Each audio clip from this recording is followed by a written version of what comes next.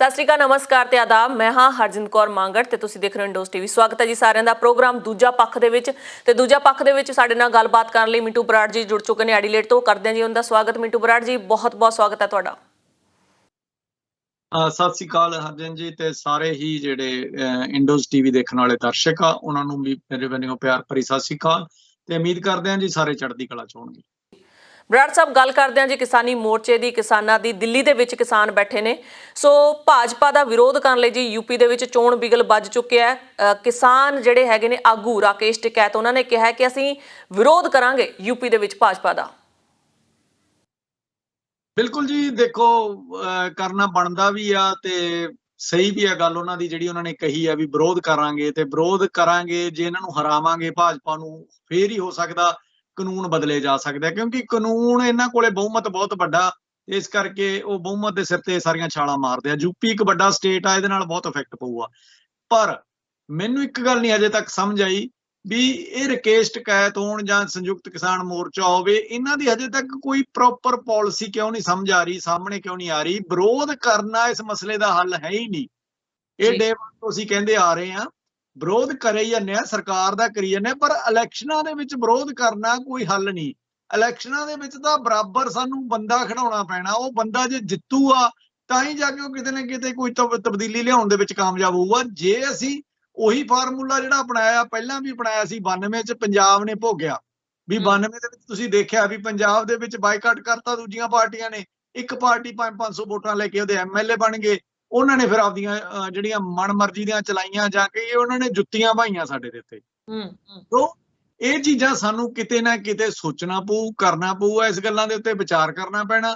ਨਹੀਂ ਤਾਂ ਕੱਲੀ ਵਿਰੋਧਤਾ ਇਸ ਮਸਲੇ ਦਾ ਹੱਲ ਨਹੀਂ। ਸੋ ਯੂਪੀ ਸਮਾਂ ਦੀ ਪਹਿਲਾਂ ਇਲੈਕਸ਼ਨ ਹੋ ਰਿਹਾ ਮੰਨ ਲਓ, ਤਾਂ ਯੂਪੀ ਤੋਂ ਸਿੱਖ ਕੇ ਪੰਜਾਬ 'ਚ ਇਹ ਗੱਲਾਂ ਹੋ ਸਕਦੀਆਂ ਵੀ ਪੰਜਾਬ 'ਚ ਫਿਰ ਕੀ ਕੀਤਾ ਜਾਵੇ।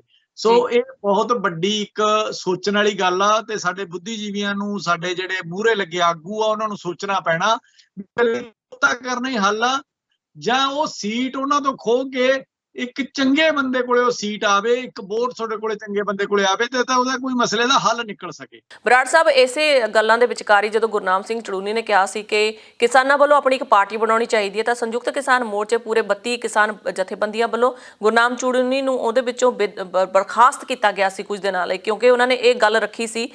ਰਾਕੇਸ਼ ਟਿਕੈਤ ਜੀ ਕਦੋਂ ਦੇ ਕਹਿੰਦੇ ਆ ਰਹੇ ਆ ਕਿ ਅਸੀਂ ਕਿਸਾਨ ਮੋਰਚੇ ਲਈ ਬੈਠੇ ਹਾਂ, ਅਸੀਂ ਇੱਥੇ ਰਾਜਨੀਤਿਕ ਪਾਰਟੀਆਂ ਬਣਾਉਣ ਲਈ ਨਹੀਂ ਬੈਠੇ। ਅਸਲ ਦੇ ਵਿੱਚ ਕੀ ਆ ਨਾ ਵੀ ਲੋਕਾਂ ਦਾ ਪ੍ਰੈਸ਼ਰ ਹੀ ਇੰਨਾ ਜ਼ਿਆਦਾ ਬਣ ਚੁੱਕਿਆ ਵੀ ਇੱਕੋ ਚਾਹੁੰਦੇ ਹੋਏ ਵੀ ਫੈਸਲਾ ਨਹੀਂ ਲੈ ਪਾ ਰਹੇ। ਪਰ ਸੱਚ ਸਭ ਨੂੰ ਪਤਾ, ਸੱਚ ਇੱਕ ਇਹ ਸੁਣਨਾ ਤੇ ਮੰਨਣਾ ਚਾਹੇ ਬਰਦਾਸ਼ਤ ਕਰਨਾ ਔਖਾ, ਪਰ ਸੱਚ ਇਹੀ ਆ ਜੇ ਅਸੀਂ ਇਕੱਲੀ ਵਿਰੋਧਤਾ ਕਰਕੇ ਭਾਜਪਾ ਦੇ ਲੀਡਰਾਂ ਨੂੰ ਅੰਦਰ ਨਹੀਂ ਵੜਨ ਦਿੰਦੇ ਤਾਂ ਕੋਈ ਹੋਰ ਦਿਖੂਗਾ ਦੂਜਾ। ਉਹਨਾਂ ਨੂੰ ਵੀ ਤੁਸੀਂ ਕਿਵੇਂ ਚੰਗੇ ਸਮਝਦੇ ਹੋ? ਤੁਸੀਂ ਖੁਦ ਦੇਖਿਆ ਵੀ ਜਿਹੜੀਆਂ ਕਾਨੂੰਨਾਂ ਦੀਆਂ ਜੜ੍ਹਾਂ ਕਾਂਗਰਸ ਵੇਲੇ ਵੀ ਲੱਗੀਆਂ ਕੁਛ ਨਾ ਕੁਛ। ਸੋ ਇਸ ਕਰਕੇ ਜੇ ਤੁਸੀਂ ਕੁਝ ਕਰਨਾ ਤਾਂ ਤੁਹਾਨੂੰ ਸਿਸਟਮ ਦੇ ਵਿੱਚ ਵੜਨਾ ਪੈਣਾ। ਵੱਖਰੀ ਗੱਲ ਆ ਵੀ ਸਿਸਟਮ ਤੇ ਵੜ ਕੇ ਬੰਦੇ ਕਰਪਟ ਹੋ ਜਾਂਦੇ ਆ। ਜਿਵੇਂ ਕੇਜਰੀਵਾਲ ਹੋਰਾਂ ਨੇ ਨਾਅਰਾ ਦਿੱਤਾ ਸੀ ਵੀ ਜੇ ਤੁਸੀਂ ਗੰਦ ਨੂੰ ਸਾਫ਼ ਕਰਨਾ ਤਾਂ ਗੰਦ ਦੇ ਵਿੱਚ ਵੜਨਾ ਪੈਣਾ, ਤਾਂ ਉਹ ਗੰਦ 'ਚ ਵੜ ਕੇ ਵੱਖਰੀ ਗੱਲ ਆ ਵੀ ਉਹਨਾਂ ਉਹ ਰੱਖ ਨਹੀਂ ਸਕੇ ਆਪਦੇ ਆਪ ਨੂੰ ਸਾਫ਼ ਜਿੰਨਾ ਉਹਨਾਂ ਤੋਂ ਆਸ ਸੀ। ਠੀਕ ਆ, ਬਹੁਤ ਕੁਝ ਚੰਗਾ ਕੀਤਾ ਪਰ ਉਹਨਾਂ ਨਹੀਂ ਹੋ ਸਕਿਆ। ਸੋ ਇਸ ਕਰਕੇ ਕੁਝ ਨਾ ਕੁਝ ਤਾਂ ਸਾਨੂੰ ਇਹੀ ਹੱਲ ਕਰਨਾ ਪਊਗਾ। ਸੰਵਿਧਾਨਕ ਤੌਰ ਦੇ ਉੱਤੇ ਜੇ ਤਬਦੀਲੀ ਲਿਆਉਣੀ ਆ ਤਾਂ ਤੁਸੀਂ ਸੰਵਿਧਾਨਕ ਅਹੁਦੇ ਤੇ ਹੋਣੇ ਲਾਜ਼ਮੀ ਹੋ, ਤੇ ਸੰਵਿਧਾਨਕ ਤੇ ਫੇਰ ਜਾਓਗੇ ਜੇ ਤੁਸੀਂ ਵੋਟਾਂ ਨਾਲ ਜਿੱਤੋਗੇ। ਜੇ ਹੁਣ ਅਸੀਂ ਵਿਰੋਧਤਾ ਕਰੀ ਜਾਂਦੇ ਹਾਂ, ਘਰੋਂ ਘਰੀ ਬੈਠੇ ਉਹਨੂੰ ਹਰਾ ਤੇ, ਤਾਂ ਉਹੀ ਗੱਲ ਆ ਗਈ ਵੀ ਨਾ ਖੇਡਾਂ ਨਾ ਖੇਡਣ ਦੇਵਾਂ, ਫਿਰ ਤਾਂ ਉੱਥੋਂ ਤੱਕ ਸੀਮਤ ਰਹਿ ਜੂ ਗੱਲ। ਤੇ ਚੰਗੀ ਗੱਲ ਇਹ ਹੋਊਗੀ ਵੀ ਕੋਈ ਚੰਗੇ ਕੈਂਡੀਡੇਟ ਪਾਰਟੀ ਨਾ ਬਣਾਓ। ਹਰ ਪਿੰਡਾਂ ਦੇ ਵਿੱਚ ਜੇ 50-60 ਪਿੰਡਾਂ ਦਾ, ਕਿਤੇ 40 ਪਿੰਡਾਂ ਦਾ ਇੱਕ ਵਿਧਾਨ ਸਭਾ ਦਾ ਏਰੀਆ ਹੁੰਦਾ, ਉਹ 40-50 ਪਿੰਡਾਂ ਦੇ ਵਿੱਚ ਕੋਈ ਤਾਂ ਇੱਕ ਬੰਦਾ ਇਹੋ ਜਿਹਾ ਹੋਊਗਾ ਨਾ ਜਿਹਦੇ ਤੇ ਵਿਸ਼ਵਾਸ ਕੀਤਾ ਜਾ ਸਕੇ, ਜਿਹਦੇ ਤੇ ਦੇਖਿਆ ਜਾਵੇ ਵੀ ਇਹ ਭਾਈ ਇਸ ਬੰਦੇ ਨੇ ਹੁਣ ਤੱਕ ਸਮਾਜ ਨੂੰ ਕੀ ਦਿੱਤਾ ਜਾਂ ਕੀ ਦੇ ਸਕਦਾ, ਜਾਂ ਕਿੰਨਾ ਕੁ ਪੜ੍ਹਿਆ ਲਿਖਿਆ, ਕਿੰਨੀ ਕੁ ਨੌਲੇਜ ਆ, ਕਿਵੇਂ ਮੁੱਦਿਆਂ ਨੂੰ ਚੱਕ ਸਕਦਾ। ਸੋ ਸਾਰੇ ਏਰੀਆ 'ਚ ਮੈਂ ਤਾਂ ਇਹੀ ਰਿਕੁਐਸਟ ਬੇਨਤੀ ਕਰੂੰਗਾ ਵੀ ਹਰ ਇੱਕ ਏਰੀਏ 'ਚ ਆਪਣੇ ਆਪਣੇ ਏਰੀਏ 'ਚ ਸਾਨੂੰ ਇੱਕ ਇੱਕ ਬੰਦਾ ਜ਼ਰੂਰ ਲੱਭ ਲੈਣਾ ਚਾਹੀਦਾ ਗਾਂ ਨੂੰ ਪੰਜਾਬ ਵਾਸਤੇ ਵੀ, ਜਿਹਨੂੰ ਅਸੀਂ ਵੋਟ ਪਾਈਏ, ਅਲਟਰਨੇਟਿਵ ਤੌਰ ਤੇ ਵੋਟ ਪਾਈਏ। ਇਹ ਤਾਂ ਵਿਰੋਧਤਾ ਕਰਨਾ ਜਾਂ ਜਿਵੇਂ ਪੰਜਾਬ 'ਚ ਕਰੀ ਜਾਂਦੇ ਕਿਸੇ ਐਮਐਲਏ ਨੂੰ ਅੰਦਰ ਨਹੀਂ ਵੜਨ ਦੇਣਾ, ਮਿਨਿਸਟਰ ਨੂੰ, ਉਹਦਾ ਹੱਲ ਕੀ ਆ? ਉਹਦੇ 'ਚ ਨਿਕਲੂ ਕੀ? ਉਹ ਬਿਨਾਂ ਆਏ ਚਲੋ ਮੰਨ ਲਓ 500 400 200 ਵੋਟ ਪਵਾ ਕੇ ਜਿਹੜੇ ਪਿੰਡਾਂ 'ਚੋਂ ਪੈ ਗਈ, ਕਿਉਂਕਿ 100% ਦਾ ਵਾਈਪ ਆਫ ਕੋਈ ਚੀਜ਼ ਹੁੰਦੀ ਨਹੀਂ ਹੁੰਦੀ। ਤਾਂ ਉਹਦੇ ਐਮਐਲਏ ਐਮਪੀ ਬਣ ਜਾਣਗੇ ਤੇ ਫਿਰ ਸਾਡੇ ਤੇ ਰੂਲ ਕਰਨਗੇ। ਇਸ ਕਰਕੇ ਇਹ 'ਚ ਬਹੁਤ ਗਹਿਰਾਈ ਨਾਲ ਸੋਚਣਾ ਚਾਹੀਦਾ। ਚੜੂੰਨੀ ਨੇ ਜਿਹੜੇ ਵੇ ਵਿੱਚ ਕਿਹਾ ਸੀ ਉਹ ਵੱਖਰਾ ਹੋ ਸਕਦਾ, ਹੋਰ ਚੀਜ਼ਾਂ ਵੱਖਰੀਆਂ ਹੋ ਸਕਦੀਆਂ, ਪਰ ਇਹਦਾ ਕੋਈ ਤੋੜ ਤਾਂ ਲੱਭਣਾ ਪੈਣਾ। ਪਰ ਸਾਡੇ ਲੋਕ ਥੋੜੇ ਜਿਹੇ ਕਿਤੇ ਨਾ ਕਿਤੇ ਪਬਲਿਕ ਦੇ ਪ੍ਰੈਸ਼ਰ ਤੋਂ, ਸਾਡੇ ਜਿਹੜੇ ਲੀਡਰ ਆ ਉਹ ਵੀ, ਜਿਹੜੇ ਕਿਸਾਨ ਲੀਡਰ ਕਹੂੰਗਾ ਮੈਂ, ਉਹ ਵੀ ਥੋੜੇ ਜਿਹੇ ਡਰੇ ਹੋਏ ਆ ਗੱਲ ਕਹਿਣ ਲਈ। ਭਾਜਪਾ ਦੀ ਪਾਰਟੀ ਦਾ ਪੰਜਾਬ ਦੇ ਲੋਕਾਂ ਨੇ ਬਾਈਕਾਟ ਕੀਤਾ ਜੀ। ਸੋ ਹੁਣ ਜਿਹੜੀਆਂ ਪਾਰਟੀਆਂ ਅੱਗੇ ਨਿਕਲ ਕੇ ਆ ਰਹੀਆਂ ਨੇ ਜੀ, ਆਮ ਆਦਮੀ ਪਾਰਟੀ, ਕਾਂਗਰਸ ਪਾਰਟੀ ਜਾਂ ਫਿਰ ਅਕਾਲੀ ਦਲ ਪਾਰਟੀ ਹੈ ਜੀ। ਸੋ ਇਹਨਾਂ ਤਿੰਨਾਂ ਹੀ ਪਾਰਟੀ ਦੇ ਵਿੱਚ ਸਾਡੀ ਚੁਆਇਸ ਆ, ਇਹਨਾਂ ਨੂੰ ਹੀ ਅਸੀਂ ਵੋਟ ਪਾ ਸਕਦੇ ਹਾਂ। ਇਹਨਾਂ ਪਾਰਟੀ ਦੇ ਵਿੱਚੋਂ ਹੀ ਅਗਲਾ ਚਿਹਰਾ ਸਾਡੇ ਪੰਜਾਬ ਦੇ ਮੁੱਖ ਮੰਤਰੀ ਦਾ ਬਣਨਾ ਹੈ ਜੀ। ਕਿਉਂਕਿ ਕਿਸਾਨਾਂ ਦੀ ਜੇਕਰ ਗੱਲ ਕਰਦੇ ਹਾਂ, ਅਸੀਂ ਬਿਲਕੁਲ ਤੁਹਾਡੀ ਜੋ ਤੁਸੀਂ ਟਿੱਪਣੀ ਕੀਤੀ ਆ ਉਹਦੇ ਨਾਲ ਸਹਿਮਤ ਹਾਂ, ਪਰ ਲੋਕਾਂ ਨੂੰ ਵੀ ਇਸ ਗੱਲ ਬਾਰੇ ਸਮਝਣਾ ਪੈਣਾ। ਵੱਧਦੇ ਹਾਂ ਜੀ ਅਗਲੀ ਖਬਰ ਵੱਲ। ਗੱਲ ਵਿਰੋਧਤਾ ਦੀ ਹੋ ਰਹੀ ਹੈ ਜੀ। ਆਪਾਂ ਸਕਾਟਲੈਂਡ ਦੀ ਗੱਲ ਕਰਦੇ ਹਾਂ। ਪ੍ਰਧਾਨ ਮੰਤਰੀ ਜੀ ਆਪਣੀ ਹਾਜ਼ਰੀ ਲਵਾ ਰਹੇ ਨੇ ਜੀ। ਵਾਤਾਵਰਣ ਦੇ ਉੱਤੇ ਕਾਨਫਰੰਸ ਹੋਣੀ ਹੈ ਜੀ 31 ਅਕਤੂਬਰ ਤੋਂ 13 ਨਵੰਬਰ ਦੇ ਵਿਚਕਾਰ। ਸੋ ਨਰਿੰਦਰ ਮੋਦੀ ਉੱਥੇ ਜਾਣਗੇ, ਪਰ ਪੰਜਾਬ ਦੇ ਜਿਹੜਾ ਭਾਈਚਾਰਾ ਉੱਥੇ ਵੱਸਦਾ ਹੈ ਜੀ ਗਲਾਸਗੋ ਦੇ ਵਿੱਚ, ਉਹਨਾਂ ਨੇ ਇੱਕ ਪ੍ਰਣ ਕੀਤਾ ਹੈ ਕਿ ਨਰਿੰਦਰ ਮੋਦੀ ਜਦੋਂ ਆਉਣਗੇ ਉਹਨਾਂ ਨੂੰ ਕਾਲੀਆਂ ਝੰਡੀਆਂ ਦਿਖਾਈਆਂ ਜਾਣਗੀਆਂ, ਉਹਨਾਂ ਦਾ ਪੂਰੇ ਤਰੀਕੇ ਦੇ ਨਾਲ ਵਿਰੋਧ ਕੀਤਾ ਜਾਵੇਗਾ, ਤਾਂ ਕਿ ਉੱਥੋਂ ਦੀ ਵੀ ਸਰਕਾਰ ਨੂੰ ਪਤਾ ਲੱਗੇ ਕਿ ਕਿਸ ਤਰੀਕੇ ਦੇ ਇਹਨਾਂ ਨੇ ਕਾਲੇ ਕਾਨੂੰਨ ਬਣਾਏ ਨੇ। ਇਸ ਕਰਕੇ ਕਾਲੀਆਂ ਝੰਡੀਆਂ ਦਿਖਾਉਣ ਦਾ ਉਹਨਾਂ ਦਾ ਮਕਸਦ ਹੈ ਜੀ। ਬਿਲਕੁਲ ਜੀ, ਦੇਖੋ ਇਹ ਮੁਹਿੰਮ ਕਾਫੀ ਚਿਰ ਤੋਂ ਚੱਲ ਚੁੱਕੀ ਆ। ਅਮਰੀਕਾ ਦੇ ਦੌਰੇ ਦੇ ਵਿੱਚ ਵੀ ਪ੍ਰਧਾਨ ਮੰਤਰੀ ਨੂੰ ਇਹਦਾ ਸਾਹਮਣਾ ਕਰਨਾ ਪਿਆ। ਵੱਖਰੀ ਗੱਲ ਆ ਵੀ ਲੋਕਾਂ ਨੇ ਵਧਾ ਚੜਾ ਕੇ ਇਹੋ ਜਿਹੀਆਂ ਵੀਡੀਓ ਭੇਜੀਆਂ ਜਿਹੜੀਆਂ ਕਿ ਕਈ ਵਾਰੀ ਸੱਚ ਲਈ ਵੀ ਖਤਰਨਾਕ ਹੁੰਦੀਆਂ। ਸੋ ਪਹਿਲੀ ਗੱਲ ਤਾਂ ਇੱਕ ਗੱਲ ਜ਼ਰੂਰ ਚ ਧਿਆਨ ਰੱਖਿਓ, ਲੋਕਾਂ ਦੀ ਦੇਖਾ ਦੇਖੀ ਕੋਈ ਹੋਰਾਂ ਦੀਆਂ ਵੀਡੀਓ ਅਗਲੀਆਂ ਪਿਛਲੀਆਂ ਪਾ ਕੇ ਆਪਦੇ ਆਪ ਨੂੰ ਝੂਠਿਆਂ ਚ ਨਾ ਖੜੇ ਕਰਿਆ ਕਰੋ। ਸੱਚ ਨਾਲ ਸਹਿਮਤ ਹੋ ਤੇ ਸੱਚ ਨਾਲ ਰਿਹਾ ਕਰੋ। ਚਾਹੇ ਇੱਕ ਸਿੰਗਲ ਬੰਦਾ ਕਾਲੀ ਪੱਟੀ ਲਾ ਕੇ ਜੇ ਵੀ ਆ ਜੇ ਨਾ, ਉਹ ਵੀ ਜੇ ਸੱਚ ਆ ਤਾਂ ਉਹ ਵਿਰੋਧਤਾ ਮੰਨੀ ਗਈ ਆ। ਮੈਂ ਤਾਂ ਇਹ ਅਕਸਰ ਰੋਜ਼ ਕਹਿਣਾਗਾ, ਸਾਰਿਆਂ ਨੂੰ ਕਹਿਣਾ ਵੀ ਜੇ ਅਸੀਂ ਵੀ ਆਪਦੇ ਕੰਮਾਂ ਤੇ ਜਾਂਦੇ ਆ ਤੇ ਕਿਤੇ ਕਾਲੀ ਪੱਟੀ ਬੰਨ ਕੇ ਜਾਂਦੇ ਆ ਨਾ, ਉਹ ਵੀ ਇੱਕ ਮਾਇਨੇ ਰੱਖਦੀ ਆ। ਉਹ ਵੀ ਗੱਲ ਜਿਹੜੀ ਵਰਡ ਆਫ ਮਾਊਥ ਦੇ ਢੰਗ ਨਾਲ ਉਹ ਗੱਲ ਫੈਲਦੀ ਆ।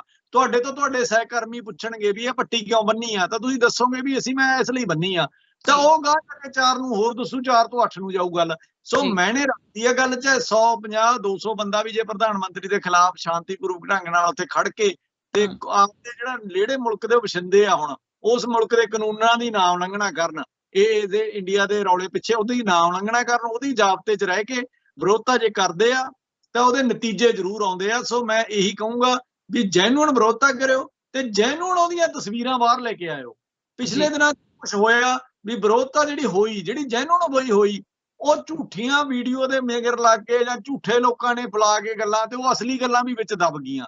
ਸੋ ਜ਼ਰੂਰ ਹੁੰਦਾ ਵੀ ਕੋਈ ਚੀਜ਼ ਵਧਾ ਚੜਾ ਕੇ ਕਿਸੇ ਨੂੰ ਦੱਸਣ 'ਚ ਉਹਦਾ ਵੱਡਾਪਣਾ। ਜੇ ਤੁਸੀਂ ਜਾਗਦੀ ਜ਼ਮੀਰ ਵਾਲਾ ਤਾਂ ਇੱਕ ਬੰਦਾ ਵੀ ਖੜਾ ਨਾ, ਤੇ ਉਹ ਵੀ ਵੱਡਾਪਣਾ ਜੀ। ਜੀ ਬਿਲਕੁਲ।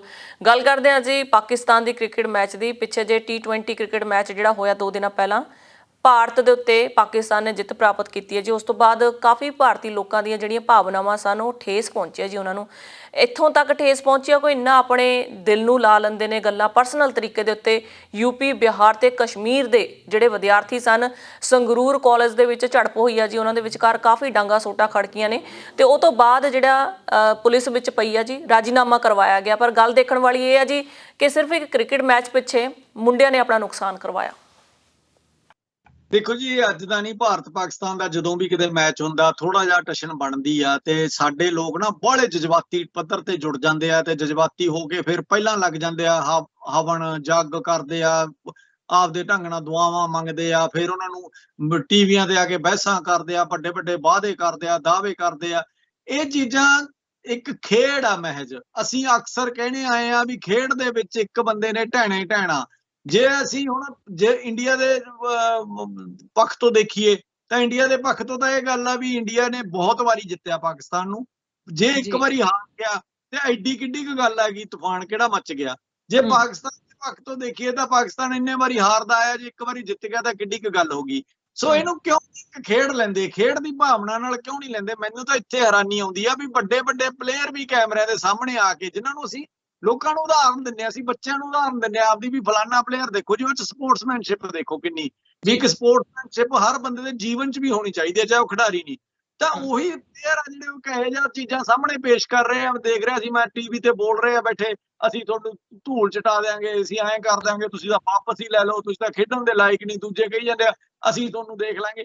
ਇਹ ਕੀ ਚੀਜ਼ ਆ? ਇਹ ਆਮ ਲੋਕਾਂ ਨੂੰ ਭੜਕਾਉਣ ਦੀ ਗੱਲ ਆ। ਤੇ ਜਿਹੜੇ ਬੱਚੇ ਆ ਛੋਟੀ ਏਜ ਦੇ, ਜਿਹੜੇ ਕਾਲਜਾਂ 'ਚ ਆ, ਭਾਵੇਂ ਇੱਕ ਨਾ 16 17 18 ਸਾਲ ਦੀ ਏਜ ਤੋਂ ਬਾਅਦ ਇੱਕ ਬਹੁਤ ਵੱਡਾ ਵਹਿਮ ਪੈ ਜਾਂਦਾ ਬੱਚੇ ਨੂੰ, ਉਹ ਸਾਨੂੰ ਵੀ ਪਿਆ ਸੀ ਆਪਦੀ ਏਜ 'ਚ, ਵੀ ਮੈਂ ਬਹੁਤ ਸਿਆਣਾ ਹੋ ਗਿਆ, ਵੀ ਮੈਨੂੰ ਤਾਂ ਬਹੁਤ ਹੀ ਕੁਝ ਪਤਾ। ਇਸ ਗੱਲ ਦਾ ਬੰਦੇ ਨੂੰ 15 20 ਸਾਲ ਤੋਂ ਬਾਅਦ ਦਾ ਸ਼ਿਕਾਰ ਹੋ ਜਾਂਦਾ, ਤੇ ਉਹ ਸ਼ਿਕਾਰ ਰਹਿੰਦਾ 35 ਸਾਲ ਦੀ ਉਮਰ ਤੱਕ। 35 ਸਾਲ ਦੀ ਉਮਰ ਤੋਂ ਬਾਅਦ ਉਹਨੂੰ ਪਤਾ ਲੱਗਣ ਲੱਗਦਾ ਵੀ ਮੈਂ ਤਾਂ ਸਿਆਣਾ ਹਜੇ ਹੋਣਾ, ਹਜੇ ਹੋਇਆ ਨਹੀਂ ਸਿਆਣਾ।